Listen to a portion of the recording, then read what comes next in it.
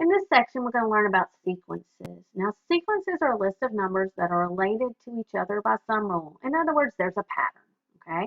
One of the most famous ones is the Fibonacci sequence. It goes 1, 1, 2, 3, 5, 8, and so on. And what they do is they added the previous terms. They started with 1, then they repeated it. 1 plus 1 is 2, so 2 is next. 2 plus 1 is 3. 3 plus 2 is 5. 5 plus 3 is 8. And so on. Now, a lot of sequences fall into two categories, arithmetic sequences or geometric. Let's talk about arithmetic first. For arithmetic, you are adding or subtracting the same thing every time. That is called the common difference, and they call that D. That is the number you're adding or subtracting. So let's look at three of these.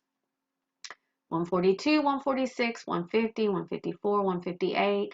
See how they're adding 4 each time? So D would be 4. And anytime you're not sure, you just take the second term minus the first term.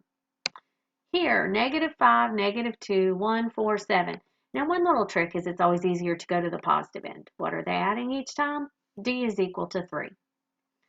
Here, we're going 8, 3, -2, -7, -12. Now, notice it's going down, so they're adding a negative number. They are adding a -5 each time. So on example 1, they say, write the first 6 terms of an arithmetic sequence, okay, with a common difference of 4.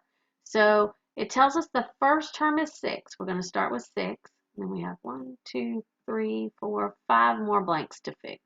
Okay, so if we start with 6, we add 4, we get 10. Add 4, you get 14. Add 4, you get 18. Add 4, you get 22. And add 4, you get 26. Those would be the first 6 terms. Remember, you always start with the first term they gave you.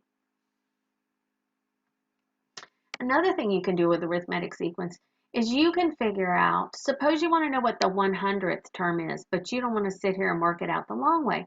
There's a formula for that. A sub n equals A sub 1 plus n minus 1 times d.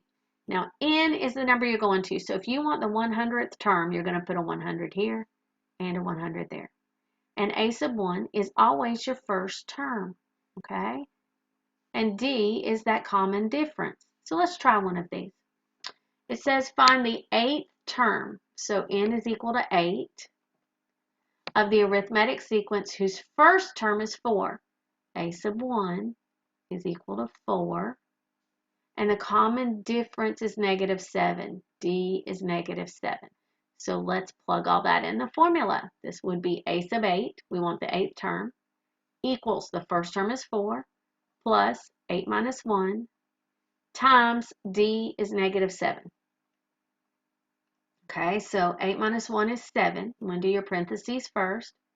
And then order of operations, we do the multiplication, we get -49. And then 4 plus -49 is -45. So A sub 8, the 8th term, would be -45.